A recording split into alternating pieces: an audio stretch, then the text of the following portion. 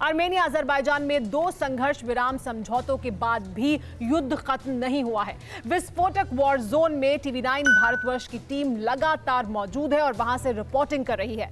Azerbaijan army ने ताबड़तोड़ missile attack से सीजफायर की धज्जियां उड़ाई हैं, तो आर्मेनिया ने भी अंधाधुंध बम बरसाकर अजरबैजान के गांजा शहर को खाक में मिला दिया है।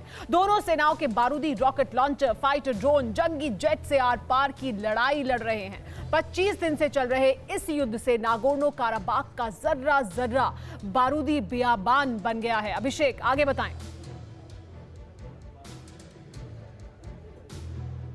दिख रही है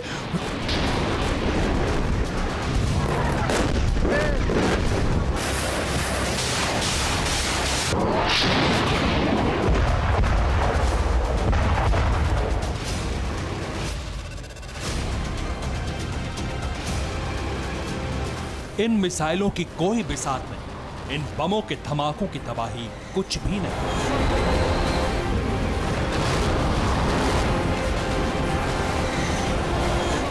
ये रॉकेट, तोप और बारूदी बवंडर तो बस ट्रेलर भर है। आर्मीनिया अजरबैजान युद्ध में जितना खून बहा, जितनी लाशें बिछी, वो सब बेमानी है, क्योंकि अब इस युद्ध में दुनिया के सबसे ताकतवर देशों ने कदम रख दिए हैं।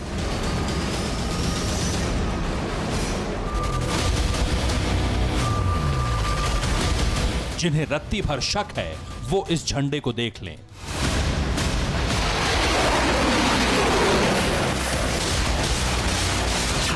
पूरी दुनिया इस झंडे को पहचानती है।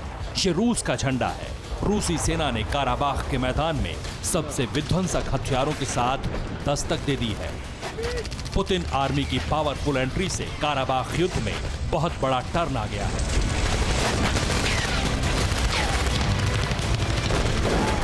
तो छोटे से देशों की लड़ाई अब महायुद्ध में बदल चुकी है, जिसमें एक तरफ मोस्ट पावरफुल नेशन है, तो दूसरी तरफ खुद को तुर्रम खां समझने वाले झक्की लीडर्स की फौज।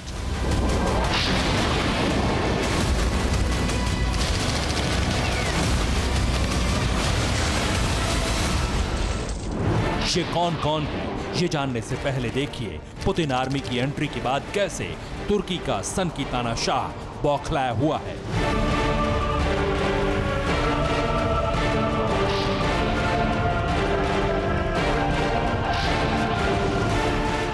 ये जंगी जेट देख रहे हैं। नागोर्नो काराबाख को खंडहर बनाने के लिए अजरबैजान ने इसे ही इस्तेमाल किया। इस फाइटर जेट से गिरने वाला बम कितना विनाशकारी है, उसकी एक झलक ही दिल दहला देगी। जंगी जेट से गिरा गाइडेड बम किसी भी टारगेट को एक झटके में चीथड़े उड़ा देता है। तुर्की के इस हथियार ने ही काराबाख की राजधानी स्टेपनकर्ड की रिहायशी बस्तियों को बर्बाद कर डाला।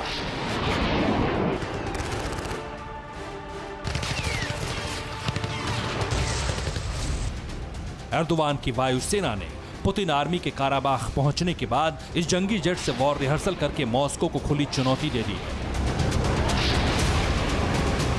लेकिन तुर्की किस दम पर रूस से उलझने की हिम्मत जुटा रहा है? क्या एर्दोवान रूस की हाइपरसोनिक मिसाइलों को हल्के में ले रहे हैं? क्या जार बम से मचने वाली तबाही का तुर्की के तुगलक को अंदाजा नहीं है? कोई सुप्रीम लीडर तानाशाह इतना लापरवाह नहीं हो सकता। तुर्की के तानाशाह की ताकत को समझने के लिए जंग के मैदान में चलना होगा।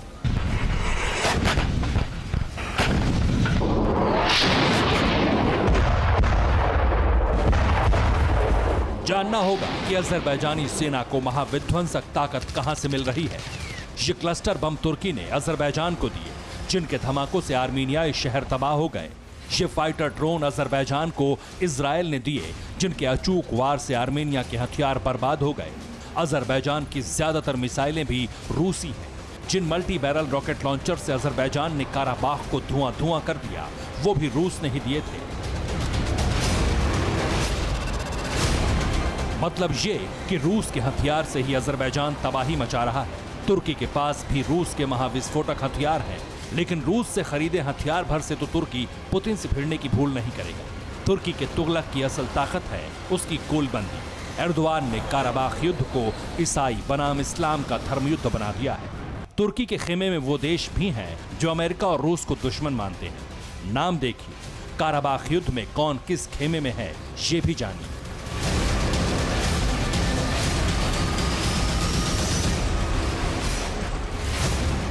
आर्मीनिया अजरबैजान युद्ध में आर्मीनिया के साथ रूस के आने के बाद से पावर बैलेंस बिगड़ गया। जो अजरबैजान कल तक तुर्की और पाकिस्तान जैसे देशों के दम पर खून खराबा मचा रहा था, उसे अब जोरदार टक्कर मिलेगी।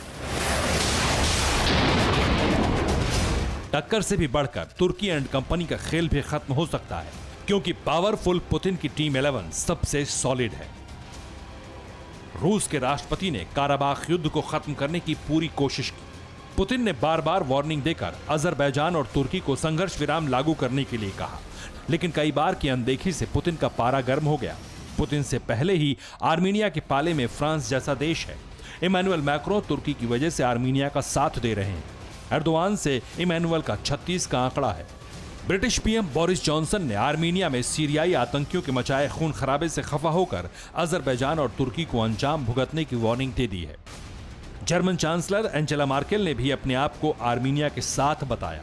पुतिन टीम में जर्मनी के होने पर किसी को कोई शक नहीं। जस्टिन ट्रूडो तुर्की से इस कदर खफा हैं कि उन्होंने तुर्की को फाइटर ड्रोन के पार्ट सप्लाई तक बंद कर दी है।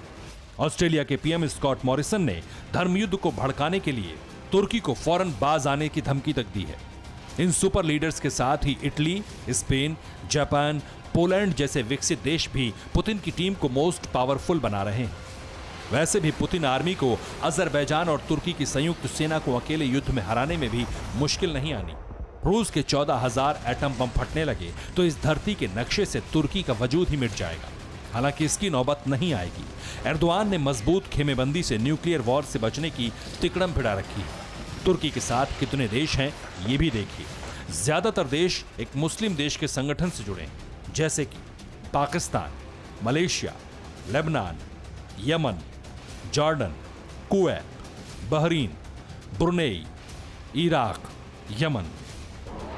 इनमें भी मजहब की मजबूरी से गठजोड़ है। अजरबैजान के लिए जिस एक देश ने सबसे ज्यादा असरदार मदद की वो है इजराइल। हालांकि इजराइल का स्टैंड अब बदल रहा है और इसकी वजह अमेरिका है। सुपर पावर ने इस युद्ध में आर्मीनिया की तरफदारी की है, जिसके बाद से ही सऊदी अरब ने तुर्की का टोटल बॉयकॉट कर दिया। सऊदी के प्रभाव से खाड़ी मुल्कों में भी फूट पड़ रही है।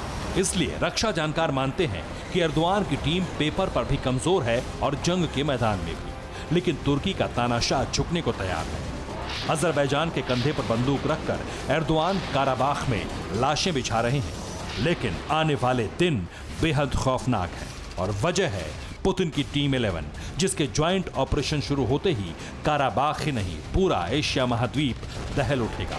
पुतिन के जंगी गोदाम में धरती फाड़ मिसाइलों की भरमार है। इन मिसाइलों के धमाकों के बाद सुपर पावर को भी युद्ध में कूदने पर मजबूर होना पड़ेगा और इस सब का हर्जाना भरना होगा तुर्की के तुगलक यानी रेसेप तैयब एर्दोआन को। Bureau report, TV9 Bharatvarsh. अड़ी सोमवार से शुक्रवार शाम 6 बजे सिर्फ TV9 भारतवर्ष पर।